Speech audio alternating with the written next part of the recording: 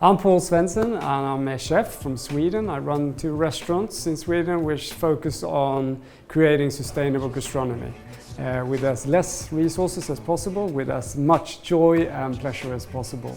Stop food waste is my absolute passion subject. I've been working really hard on that the last 10 years, I would say. If you throw away less, you get more flavor for your money. So bread is one of the top ones in Sweden that has been thrown away every single day, mainly because we think bread only have one life.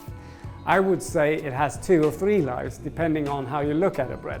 Because this is a really tasty bread, of course, traditional bread from this region, which is amazing when it's freshly cooked. But it still contains the same sort of flavor even tomorrow.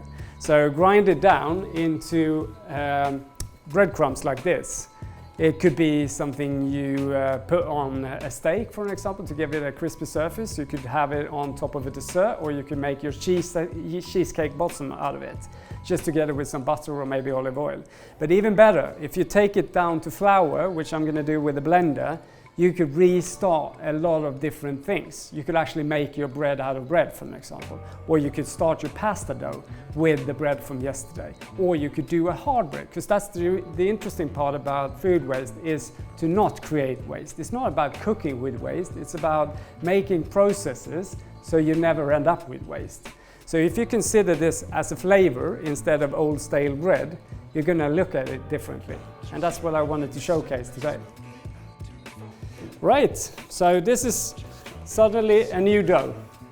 And what happens with the dough, we're going to roll it out really thin, and if we want to, we could make it into almost close as pita again, or we can make it into a Swedish sort of traditional pan bread, as we call it. So we fry it in a pan, just with a little bit of flour. Sometimes we actually use butter.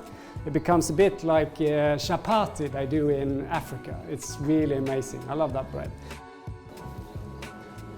So just showcase this. So this is like a traditional pan bread, as we say in Sweden, or a flat bread. It could be called a tortilla. But it also is sort of the starting position of making a hard bread. So if we put this in the oven on 100, let's say 120, 130 degrees for maybe 15 to 20 minutes, it's going to be like really crispy but still delicate. And the interesting part about this is that if I would about to cut it, I'm going to showcase it, into stripes like this and package it like a beautiful hard bread like this, this would increase the value of the same bread with 3 times as much money, because this becomes like a beautiful hard bread for cheese, for an example, which you are ready to pay for. It doesn't matter if this were about to be food waste. This is really delicious stuff. Next project. Imagine this is our leftover bread. This is bread on bread. Like, it's already yesterday's bread, so now it's the day before yesterday's bread. If we cut it in slices like this, it becomes like a really beautiful, elegant piece of bread, of course. We dip it into some pancake butter. Soaked in pancake butter, straight into the pan. We add some butter to the pan.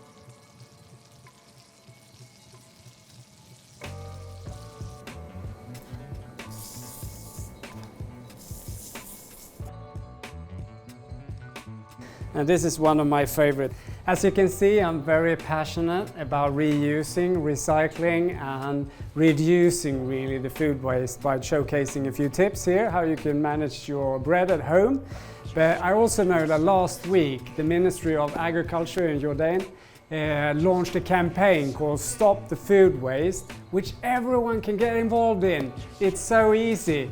Just go into your fridge and stop and reduce, or wherever you do. Everyone can do something, and it matters if you just do a little bit every day.